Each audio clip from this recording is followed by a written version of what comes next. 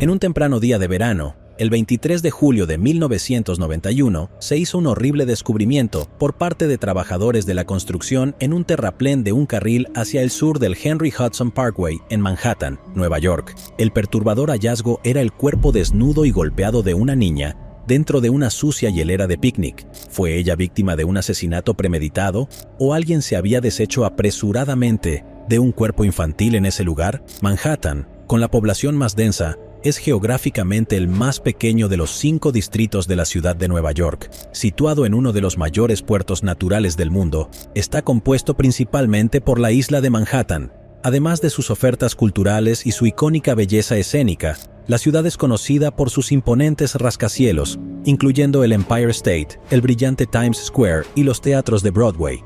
A pesar de tal reputación, el área de Inwood en Manhattan se convirtió en objeto de titulares sombríos tras el descubrimiento de restos humanos en el verano de 1991. En la mañana del 23 de julio de 1991, el Departamento de Policía de la Ciudad de Nueva York, de la 34ª Comisaría de Washington Heights, recibió una escalofriante llamada sobre un espeluznante descubrimiento. 2 trabajadores de la construcción estaban reparando un carril hacia el sur a lo largo del Henry Hudson Parkway, a unos 64 kilómetros de la calle Dickman, cuando notaron un olor fétido proveniente del área de terraplén arbolada junto a la carretera. El olor se hizo cada vez más fuerte y llevó a los trabajadores de la construcción a una hielera azul y blanca de la marca Igloo. Después de encontrar la fuente del olor abrumador, los trabajadores comenzaron a abrir la tapa de la hielera cuando descubrieron algunas latas de refrescos de cola. Debajo de esas latas había una bolsa de plástico negro que contenía lo que parecían ser restos humanos. Cuando los detectives de la policía de Nueva York se acercaron a la escena, a primera vista no estaban seguros de si los restos realmente pertenecían a un ser humano. Esto se asumió debido al hecho de que el lugar se utilizaba como un vertedero ilegal donde las personas a menudo arrojaban sus desechos junto con animales muertos. Sin embargo, una inspección de la basura demostró lo contrario, ya que los restos esqueléticos se determinaron rápidamente como humanos. Dentro de la bolsa de basura, una joven niña yacía en posición fetal con las manos unidas atadas con cuerda y un cordón de persianas venecianas. El cuerpo en descomposición estaba completamente desnudo e hinchado. Además de las latas de cola, la bolsa de basura también estaba rodeada de agua, de modo que los investigadores sospechaban que originalmente era hielo. Estimaron que había estado muerta de 6 a 8 días antes de que se encontrara la hielera. Creían que había estado muerta durante una semana entera y que la luz solar caliente no solo derritió el hielo, sino que también hizo que varias latas se abrieran, la soda se derramara y destruyeran evidencia forense como huellas dactilares y ADN. El cuerpo fue llevado de inmediato a la oficina del médico forense para una autopsia. Aunque identificar el cuerpo era imposible debido al nivel de descomposición, el resultado de la autopsia reveló varios detalles significativos sobre la causa de muerte y las características físicas de la víctima. El forense determinó que la niña era blanca o hispana y que tenía entre 3 y 5 años. Tenía el pelo largo y ondulado oscuro, recogido en una cola de caballo. También se creía que la niña estaba extremadamente desnutrida, pesando solo 28 libras, lo cual era muy bajo en comparación con otros niños de su edad. El informe también indicaba que la niña había sido abusada sexualmente de manera cruel y murió alrededor del 18 de julio de 1991 como resultado de asfixia. Sin lugar a dudas, los hallazgos sugerían que la niña había sido regularmente torturada antes de que su corta vida llegara a un abrupto final. Desafortunadamente, amigos, no se encontró ninguna otra pista que pudiera llevar a la identificación de la pobre niña. Claramente, los detectives de la policía de Nueva York tenían la tarea desalentadora no solo de identificar a la víctima, sino también de encontrar a su cruel asesino. En el vecindario de Inwood en Manhattan, que se consideraba un lugar de crímenes desenfrenados, este acto destacaba como símbolo de pura brutalidad. En un intento por resolver este caso, los detectives de la policía de Nueva York intentaron todas las tácticas que se les ocurrieron, desde distribuir volantes hasta instar a las personas a que se presentaran si tenían alguna información sobre esta desconocida. La policía intentó de todo, pero no obtuvieron resultados. El asesinato recibió mucha atención tanto del departamento de policía como de los medios en ese momento, y los investigadores tenían todas las razones para creer que alguien pronto se presentaría con información, y efectivamente, la gente se acabó presentando.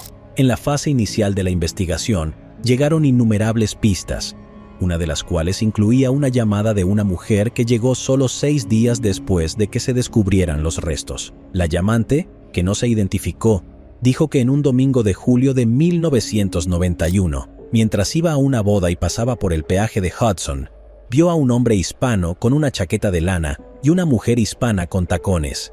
Cree que iban caminando hacia el norte por la autopista con una hielera de picnic en sus manos. La pista parecía legítima, pero no llevó a ningún lado, y al final, la mujer se negó a colaborar con la policía para ayudar a crear un retrato hablado.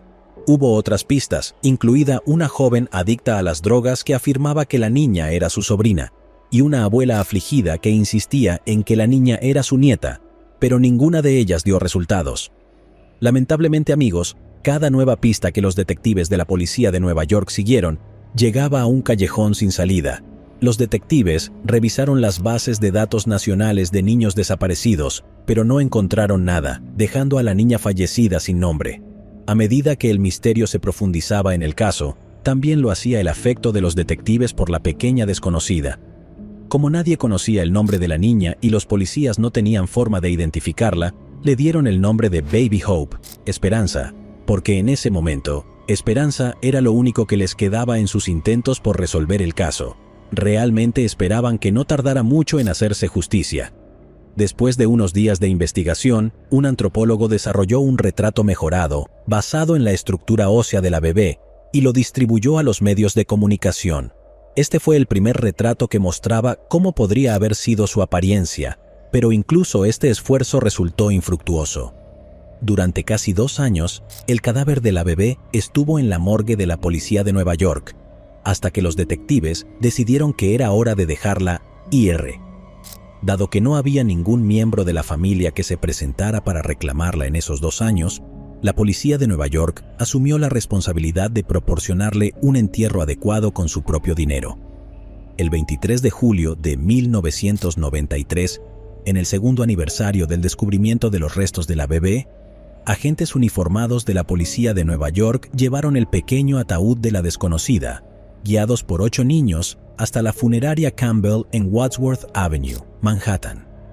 El detective principal, Jerry Giorgio, participó activamente en el funeral, mientras que su esposa compró un vestido blanco para la bebé, como muestra de su afecto por una desconocida, a quien solo conocían a través de la muerte. No solo los detectives, sino también la comunidad entera desempeñó su papel. Más de 500 personas del vecindario asistieron al funeral, rezando por justicia para la niñita. Fue enterrada en el cementerio St. Raymond del Bronx, con el nombre de Bebé Hope grabado en su lápida negra. A lo largo de los años, tanto los detectives de la policía de Nueva York como la gente de la comunidad visitaron periódicamente su tumba y dejaron obsequios en su honor. Ante la gran falta de pistas sólidas, la investigación del caso se enfrió como hielo. Aunque la policía de Nueva York nunca abandonó la trama, la urgencia se desvaneció bajo la sombra de los nuevos crímenes. A lo largo de los años, hubo algunos avances menores en el caso, pero en su mayoría permaneció estancado. En cada aniversario del asesinato de la bebé, los medios locales de Nueva York publicaban la historia con la esperanza de refrescar la memoria de un testigo potencial o crear conciencia sobre este horrible crimen. Los esfuerzos siempre quedaron cortos y el caso se mantuvo frío como nieve. Para el año 2000, se introdujeron muchas nuevas tecnologías y desarrollos en perfiles forenses en el sistema penal, que no estaban disponibles en los años 90.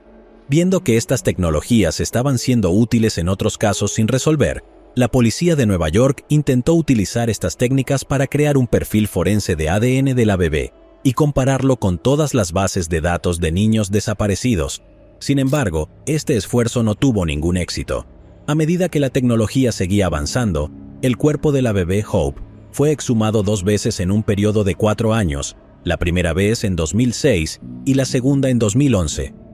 Ninguna de ellas resultó significativa, ya que los detectives aún no lograban desvelar el misterio de la identidad de la bebé Hope.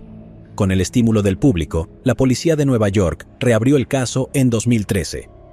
En julio del mismo año, con motivo del 22 aniversario del descubrimiento de la bebé Hope, la policía de Nueva York intentó nuevamente generar publicidad sobre el caso. Los detectives recorrieron el vecindario donde se encontró el cuerpo, colocaron volantes y distribuyeron bocetos de la niña y una fotografía de la hielera. Incluso anunciaron una recompensa de $12,000 por información que condujera a un arresto. Sus esfuerzos obtuvieron un avance en el caso después de 2 décadas. Después de ver los volantes, una mujer llamó a la línea de Crime Stoppers de la ciudad de Nueva York para compartir información valiosa.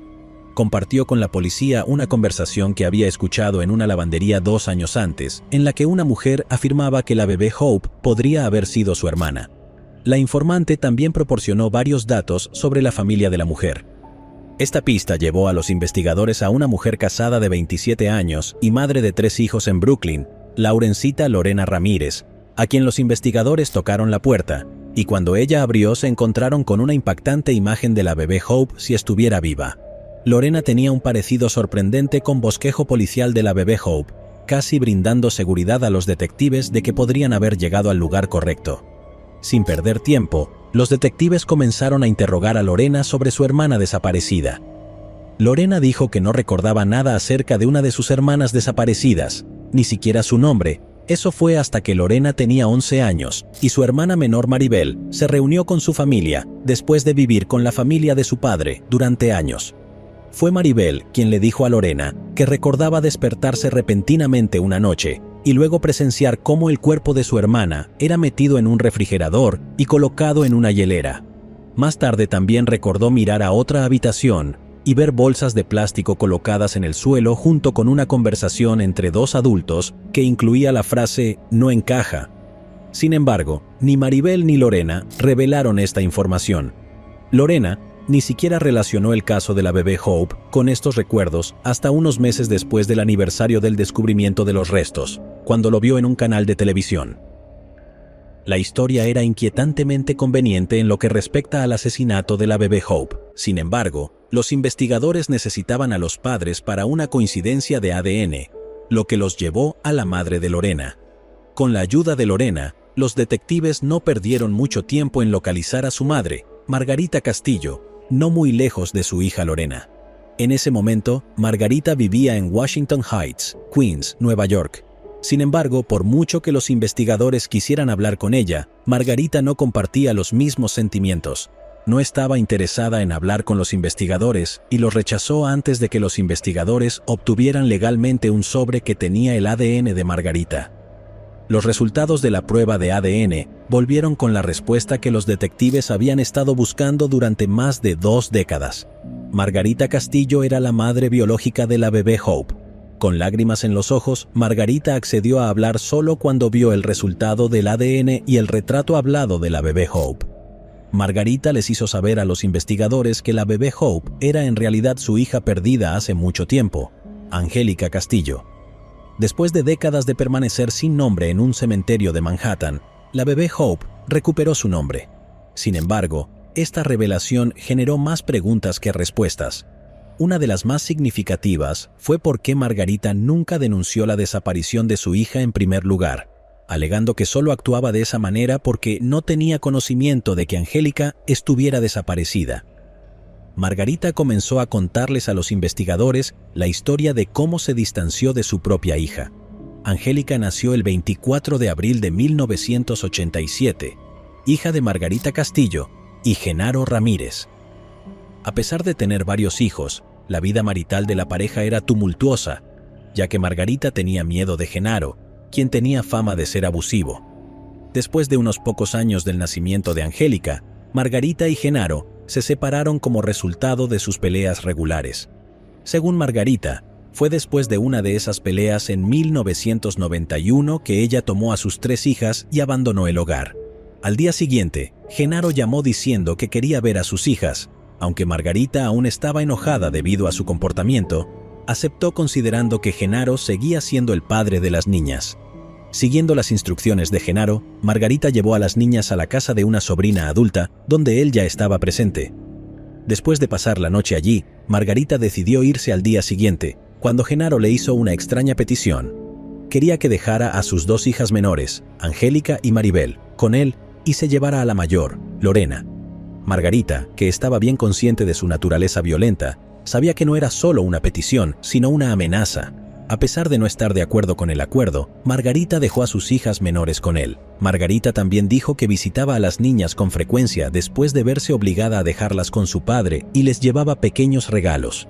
Durante una visita, cuando vio que su esposo separado no estaba cerca, le preguntó a la sobrina Balbina Juárez Ramírez si podía llevarse a sus hijas, a lo que Balbina se negó, diciendo que su tío se molestaría si dejara ir a las niñas. Margarita afirmó que siguió visitando el lugar hasta que un día la familia se mudó sin informarle ni dejar ninguna dirección. Margarita no tenía idea de dónde estaban su esposo separado o sus hijas. En 1995, 4 años después de que se encontraran los restos de la bebé Hope, Margarita recibió una llamada de una mujer informándole que Balbina había fallecido. Margarita se dirigió al lugar y preguntó por sus hijas después de dar sus condolencias a la difunta. Desafortunadamente, nadie en la familia le dijo el paradero de sus 2 hijas y regresó a casa con las manos vacías. Fue solo más tarde que recibió otra llamada de la misma mujer pidiéndole que recogiera a su hija, refiriéndose solo a Maribel, y se dio cuenta de que algo terriblemente malo sucedía. Luego le informaron que Maribel era la única hija que había estado allí todo el tiempo, mientras que nadie tenía idea de dónde estaba Angélica.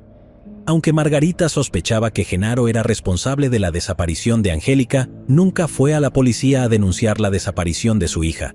Explicando su acción, Margarita dijo que, dado que su familia había emigrado ilegalmente desde México y ella no hablaba inglés, solo español, tenía miedo de ir a la policía. Aunque Margarita aceptó su destino y nunca defendió a su propia hija, los detectives estaban dedicados a brindarle a la bebé Hope la justicia que se merecía. Ahora consideran a Genaro Ramírez el principal sospechoso de la desaparición y asesinato de su hija, y comenzó una búsqueda masiva para encontrarlo. Desafortunadamente, hasta el día de hoy, no se ha obtenido información sobre su paradero, ya que sigue siendo una persona desaparecida. Sin embargo, algunas personas, incluida Margarita, creen que huyó de Estados Unidos y regresó a su país de origen, México. Cuando fracasaron en la búsqueda del padre de Angélica, todos pensaron que el misterio del brutal asesinato de la bebé Hope nunca se resolvería, hasta que la policía señaló a otro hombre. El hombre no era otro que el primo de Angélica por parte de su padre y hermano de Balbina, Conrado Juárez Ramírez, de entonces 30 años. Juárez era un visitante habitual de la casa donde vivía Angélica y Maribel vivían bajo el cuidado de Balbina y otros 5 familiares en un apartamento en Astoria, Queens. Juárez tenía un extenso historial criminal que incluía diferentes tipos de delitos, incluyendo agresión sexual. Sorprendentemente, su familia todavía le permitía estar cerca de los niños. Basándose en registros pasados, los detectives de la policía de Nueva York querían centrarse en este hombre y fueron a buscarlo. Esperaron frente al restaurante Manhattan, donde trabajaba como lavaplatos, y luego lo llevaron para interrogarlo. Aunque le hicieron preguntas sobre la desaparición de Angélica, los detectives aún sospechaban que el padre de Angélica era el responsable, hasta que Juárez soltó una bomba. Después de negarlo inicialmente, unas horas después del interrogatorio, Juárez, de 52 años, comenzó a confesar el asesinato. Reveló que en julio de 1991 estaba visitando a su hermana Balbina en su apartamento en Queens, cuando una noche regresó y encontró a Angélica de 4 años en el pasillo. Aparentemente, Angélica estaba buscando ir al baño cuando Juárez la tomó de la mano y la llevó a su habitación, y ella fue con él. En algún momento, Juárez afirmó que el alcohol lo hizo perder el control e intentó abusar de ella, y ella comenzó a gritar para que la soltara. Para mantenerla callada, la ató a la mesa, algo que a menudo se le hacía a ella para evitar que comiera o bebiera. Afirmó que no tenía intención de hacerle daño y solo la asfixió para detenerla de llorar. Luego tomó una almohada y la asfixió hasta que quedó inmóvil. Después de terminar, llamó a su hermana Balbina, que estaba en otra habitación, y ella quedó impactada por el incidente y comenzó a gritarle antes de decidir rápidamente que tenían que deshacerse del cuerpo en lugar de notificar a la policía.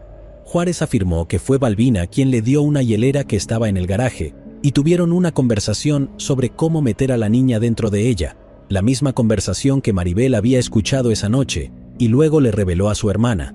Después de atar las manos y los pies de Angélica, Juárez metió el cuerpo sin vida en la hielera, casi a la mitad, y colocó latas de refresco encima para que no pareciera sospechoso. Luego tomaron un taxi desde Astoria hasta Washington Heights y se deshicieron de la hielera en un área boscosa donde fue descubierta más tarde. De manera inquietante, la confesión de Juárez coincidía perfectamente con la pista de una mujer que vio a un hombre hispano y a una mujer hispana llevando una hielera unos días antes del descubrimiento, lo que sugería que era verdadero desde el principio. Esperando que los restos nunca fueran descubiertos, la pareja siguió caminos separados y nunca volvieron a hablar de esto. En 1995, Balbina murió llevándose el perturbador secreto a la tumba, mientras que Juárez siguió adelante con su vida como si nada hubiera pasado. En esta entrevista con la policía, Juárez también reveló que Angélica fue maltratada y torturada a manos de Balbina y su familia de manera regular durante los últimos 2 años de su vida. Desde la privación de alimentos hasta los castigos severos, la niña pasó por una cantidad inimaginable de sufrimiento en su corta vida. Era hora de que ella obtuviera justicia, ya que los investigadores llevaron a Juárez bajo custodia y lo acusaron de asesinato en primer grado. La policía luego descubriría que, en un momento dado, cuando Margarita exigió que Juárez le permitiera ver a sus hijas, Juárez respondió diciendo que cuando regresó de México solo quedaba una niña y que la otra estaba muerta. Los detectives que habían mantenido a la pequeña Hope cerca de sus corazones todos esos años se sintieron disgustados por el hecho de que incluso después de eso, Margarita nunca fue a la policía ni buscó a su hija. Cuando a la madre se le preguntó en una entrevista qué le diría a su hija muerta, respondió: le pediría perdón. Desearía haberlo detenido antes de que pudiera hacerle daño. Desafortunadamente, después de confesar inicialmente el asesinato de Angélica, Conrado Juárez Ramírez se retractó de sus palabras. En esta ocasión, afirmó que su hermana Balbina lo llamó en un teléfono celular una noche de julio de 1991, describiendo que Angélica se había caído por las escaleras y que necesitaba su ayuda para deshacerse de su cuerpo. Luego admitió que la ayudó a atar el cuerpo de la niña. Después, él y Balbina condujeron hasta el Henry Hudson Parkway, donde arrojaron su cuerpo. Después de la retractación, los fiscales tuvieron dificultades para construir un caso en su contra, preocupados por la falta de evidencia forense que vinculara a Juárez con el asesinato. Después de la muerte de Balbina, no había testigos potenciales. Aunque los investigadores insistieron en que describió muchas cosas que solo un asesino sabría, la defensa se centró más en la evidencia forense. El caso llegaría a su conclusión después de 22 años de una larga batalla, pero no de la manera que cualquiera hubiera deseado. Mientras estuvo en la cárcel durante 2018, Conrado Juárez Ramírez, de 52 años, falleció después de enfermarse mientras esperaba su juicio en la Corte Suprema de Manhattan al año siguiente. El caso se cerró oficialmente después de que el único sospechoso muriera. En cuanto al padre de Angélica, Genaro Ramírez, los investigadores concluyeron que, aunque podría tener otras posibles víctimas propias, es probable que no supiera del destino de su hija una vez que se fue de casa y nunca regresó. No hay duda de que esta pobre niña de 4 años había pasado por mucho antes de ser asesinada y dejada pudrir, pero es sorprendente ver a desconocidos expresando su amor por ella, mientras su propia familia le falló y la traicionó. Solo podemos esperar que la pequeña pueda descansar en paz con su nombre en su lápida después de 2 décadas. ¿Y tú? ¿Crees que su muerte podría haberse evitado si su madre hubiera intervenido? Llegados aquí, ¿acaso no has visto este otro crimen? Yo no me lo perdería,